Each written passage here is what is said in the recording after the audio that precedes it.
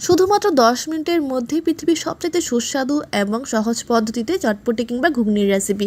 এভাবে একবার খেলে কিন্তু এর প্রেমে পড়ে যাবেন, কথা দিচ্ছি। তাহলে চলো ভিডিওটি শুরু করা যাক। তো সবার প্রথমে এই চটপটি কিংবা ঘুগনি তৈরি করার জন্য আমি এখানে কাল রাতেই কিন্তু মটরগুলোকে ভিজিয়ে রেখেছিলাম। তার সাথে আমি এমন কিছুটা আলু ডুমো ডুমো সাইজ করে কেটে নিয়েছি। চটপটির মধ্যে কিন্তু আলুটা খেতে বেশ ভালো লাগে। তোমরা চাইলে আলুটাকে স্কিপ করতে পারো, কিন্তু দিলে এর টেস্টটা কিন্তু বেশি ভালো আসবে। তো এবার পরিমাণ মতো জল দিয়ে আলু এবং মটরটাকে প্রায় 3টে সিটি দিয়ে নেব। আলু এবং মটরটা সেদ্ধ হতে হতে আমি এখানে কিছুটা তেল দিয়ে দিলাম একটি ফ্রাইং প্যানে। এবার তেলটা ভালো করে গরম করে নেব। তেলটা গরম হয়ে যাবার পর এর মধ্যে ফোড়নের জন্য দিয়ে দিচ্ছি 2টো শুকনো লঙ্কা, 1/2 টেবিল চামচ পরিমাণ গোটা জিরে আর একটি তেজপাতা। শুকনো লঙ্কা এবং জিরের ফ্লেভারটা ভালো করে তেলের সাথে মিশতে দেব। শুকনো লঙ্কার কালারটা যেমন একদম লালচে হয়ে যাবে, তখন এর মধ্যে দিয়ে দিচ্ছি আমি 1 থেকে 2 টেবিল চামচ পরিমাণ পেঁয়াজ বাটা। আমি এখানে একটা বড় সাইজের পেঁয়াজকে বেটে নিয়েছিলাম। দিয়ে দেবো 1/2 টেবিল চামচ পরিমাণ আদা রসুন বাটা। আর এখানে ঝালের জন্য দিয়ে দিচ্ছি কিছুটা কাঁচা লঙ্কা কুচি। তোমরা চাইলে কিন্তু এখানে লঙ্কা গুঁড়োও দিতে পারো, কিংবা এখানে লঙ্কাটা কিন্তু পেস্ট করেও দিতে পারো। আমি এভাবে কুচিয়ে দিয়ে দিলাম।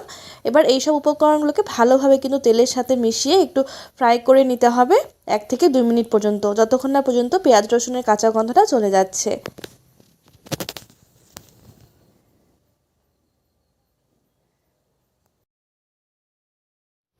আমি প্রায় 2 মিনিট পর্যন্ত পেঁয়াজ আর রসুনটাকে ভালোভাবে ভেজে নিয়েছি। এবার এর মধ্যে দিয়ে দিচ্ছি একটা বড় সাইজের টমেটো কুচি, দিয়ে দেবো স্বাদ অনুযায়ী নুন, পরিমাণ মতো হলুদ গুঁড়ো,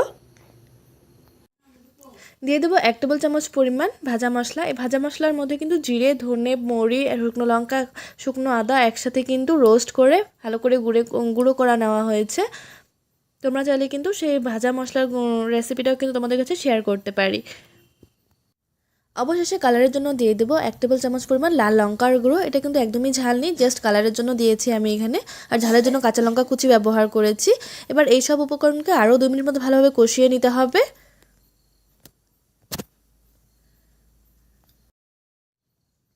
2 থেকে 3 মিনিট পর দেখো মশলাটা কিন্তু বেশ ভালো করে কষানো হয়ে গেছে। এবার অন্যদিকে আমাদের মটর এবং আলুটাও বেশ ভালো করে সেদ্ধ হয়ে গেছে। এবার সেদ্ধ করা মটর এবং আলুটা এর মধ্যে দিয়ে দেব, দিয়ে ভালো করে মশলার সাথে মিশিয়ে নেব।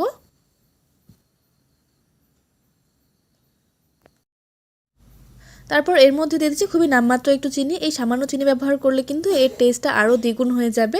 খুবই নামমাত্র চিনি দিয়েছি। এবার এটাকে ভালো করে মিক্স করে ভালো করে ফুটিয়ে নেব 5 মিনিট পর্যন্ত। ঘুগনিটা কিন্তু বেশ ভালো করে ফুটে উঠেছে। এই পর্যায়ে তোমরা নুনটা ভালো করে দেখে নিতে পারো, সামান্য একটু কম বেশি হলে কিন্তু এক্ষেত্রে ম্যানেজ করা যাবে। তারপর সামান্য একটু গরম মশলা গুঁড়ো এবং ধনেপাতা ছড়িয়ে এটাকে নামিয়ে নেব। আমাদের ঘুগনিটা কিন্তু পুরোপুরি রেডি হয়ে গেছে। এবার এটা সার্ভ করার পালা। এই ঘুগনির আসল স্বাদটা কিন্তু সার্ভ করাতেই আসে। কিভাবে এটাকে সার্ভ করবে, তো আমি একটি বড় বোলে এটাকে নামিয়ে নিচ্ছি। এবার বড় বলে সার্ভ করে নেবার পর আমি এর মধ্যে দিয়ে দিচ্ছি সামান্য একটু ধনেপাতা কুচি, দিয়ে দেবো কাঁচা লঙ্কা কুচি, সামান্য একটু গন্ধরাজ লেবুর রস। দারুণ লাগে খেতে এর মধ্যে গন্ধরাজ লেবুর রস। তোমরা নর্মাল লেবুও ব্যবহার করতে পারো, কিংবা লেবু না থাকলে তেঁতুলের পাল্প কিংবা সসও কিন্তু এর মধ্যে দিয়ে খেতে পারো, দারুণ লাগবে খেতে। অবশেষে এর মধ্যে দিয়ে দেবো সেদ্ধ করে রাখা ডিম, একটু গ্রেট করে দিয়ে দিচ্ছি। আর দিয়ে দেবো সামান্য একটু পেঁয়াজ কুচি।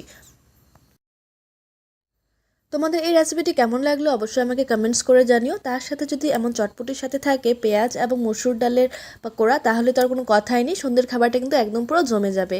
তোমরা চাইলে কিন্তু যে কোনো রুটি পরোটার সাথেও কিন্তু এই ঘুগনির কিংবা চটপটির রেসিপিটা ট্রাই করে দেখতে পারো, অসাধারণ লাগবে খেতে।